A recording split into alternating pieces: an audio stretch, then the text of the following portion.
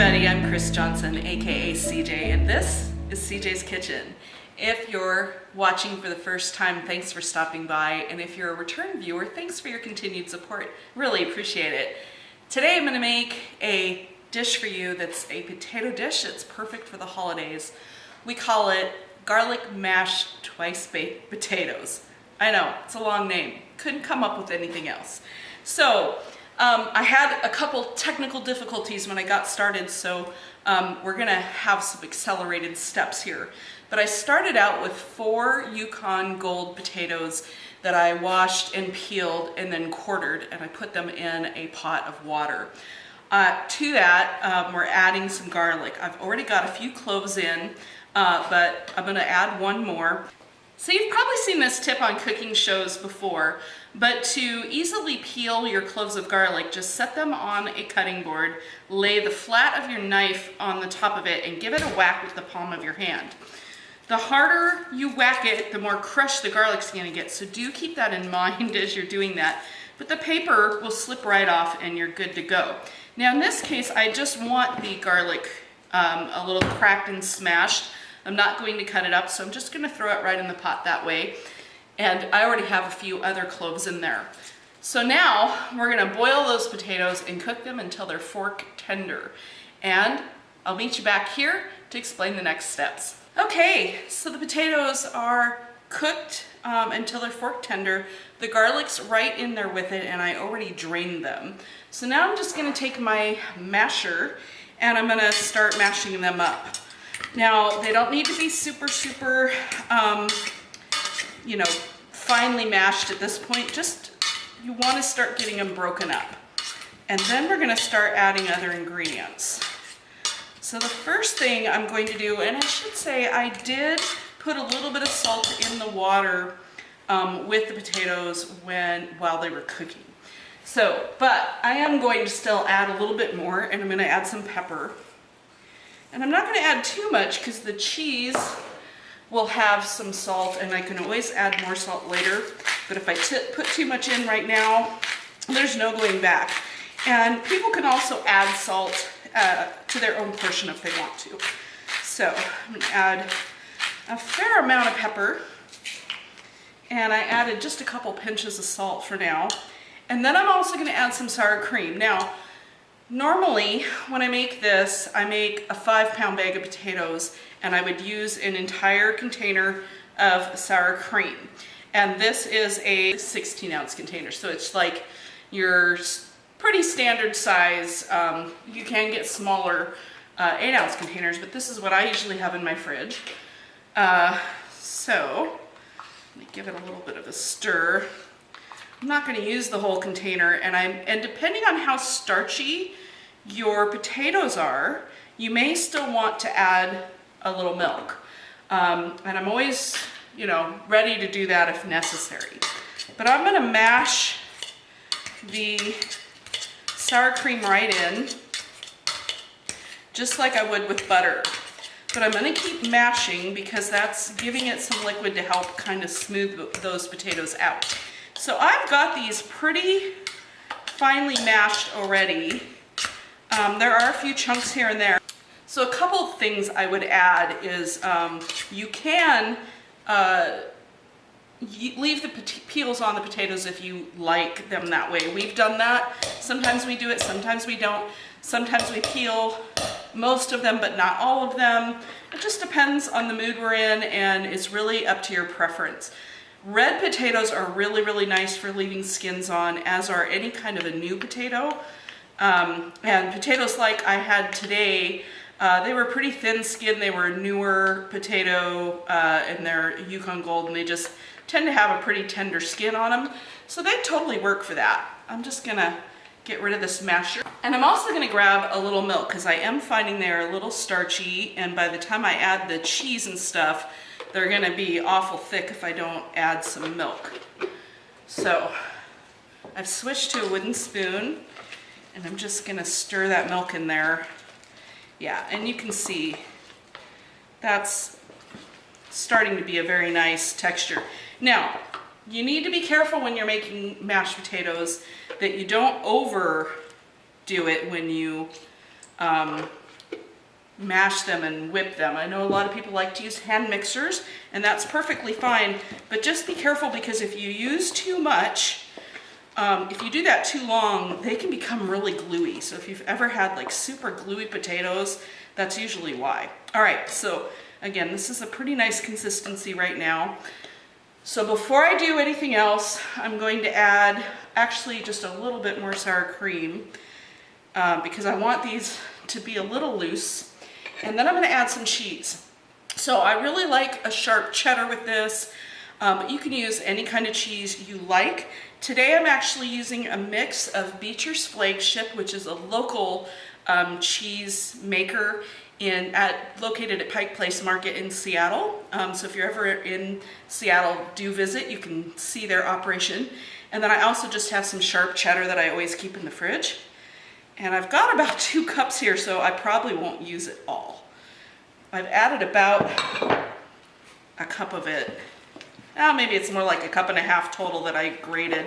Anyway, I've got about 1 cup of it here, and I'm just gonna stir that in.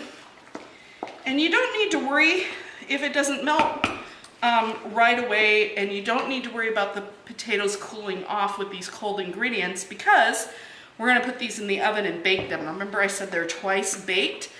Technically, they're only baked once, but they are twice cooked, so it's close enough in my book. Last but not least, I'm going to add some chives. I have these lovely chopped chives.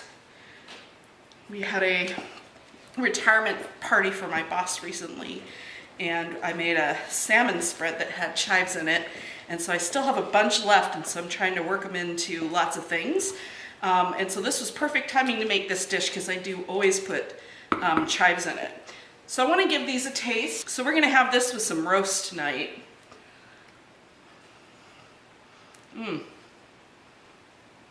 They're actually a tiny bit on the salty side, so I'm really glad I didn't go too far with that salt.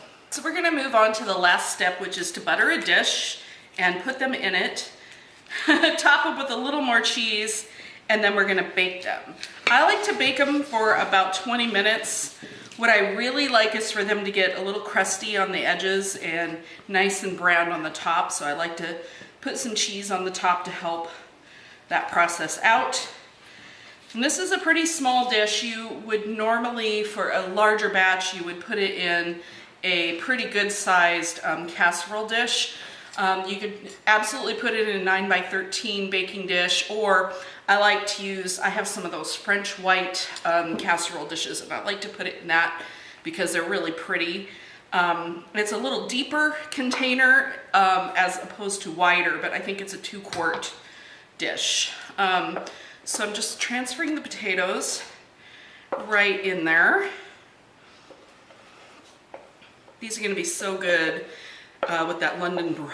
It's just going to be a fabulous dinner. We're going to feel very decadent. And this is probably enough potatoes here for 3 or 4 people. I really went overboard. But I'm not going to waste any of it, and leftovers are always nice for my lunches, so I'm not complaining. So these can go in a 350 to 400 degree oven. And I say the range because 350 would certainly be plenty just to heat the potatoes through and to get them browning. But depending on what else is in the oven, so you're doing Thanksgiving dinner or Easter dinner, Christmas dinner, you can really just use whatever temperature whatever's in the oven is roasting at, and that'll be fine. You just may need to do it for a shorter amount of time. They may not need to stay in quite as long. In a 400 degree oven, you could probably get away with about 15 minutes. So just keep an eye on it. Put it in for 10, check them and keep an eye on them. And when they're nicely browned, just pull them out of the oven. No big deal. So I'm going to top them with a little bit more of this lovely cheese. So I really love the tanginess and the creaminess of that sour cream in there. And then you've got that bite of the cheddar, and then that hint of onion with the chives, and then that lovely savory garlic. It just adds so much. They're so delicious. And they're just a super good crowd pleaser, really easy to make. As you can see, they don't take very long. And you've got a beautiful casserole, potato casserole, that is perfect for any occasion. So I'm gonna go ahead and throw these in the oven and get them nice and browned, and then I'll show you what they look like when they're all done. Okay guys, the potatoes are all done. Check them out. You can see that they are bubbling. They're getting nicely browned on the top, and if you look closely, I don't want to burn myself, but you can see that they're getting browned around the edges and starting to pull away from the dish just a little bit. So they are good to go, and oh, they smell so good at this point. So these are going to be piping hot, but I can't resist giving them a try. They are, again, bubbly, cheesy. Let's see if I can take a bite without completely burning my mouth.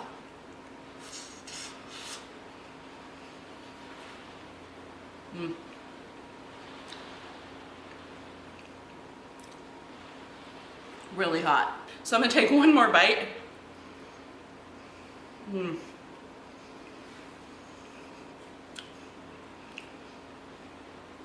The texture is absolutely perfect.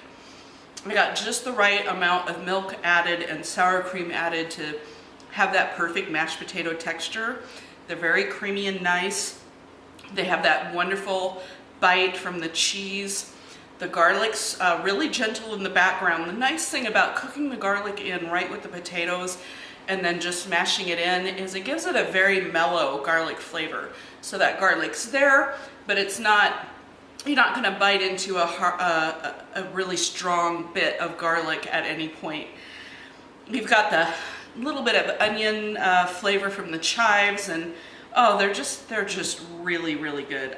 Okay guys, I hope you'll try this recipe. If you do, let me know how it goes for you in the comments below. I'd also love to hear about your favorite side dishes, or if you have a special take on garlic mashed potatoes or any other potato dish that you like to have at the holidays. If you like this video, don't forget to give it the thumbs up, and as always, subscribe and share with your friends. And until next time, when I see you here in my kitchen, ciao.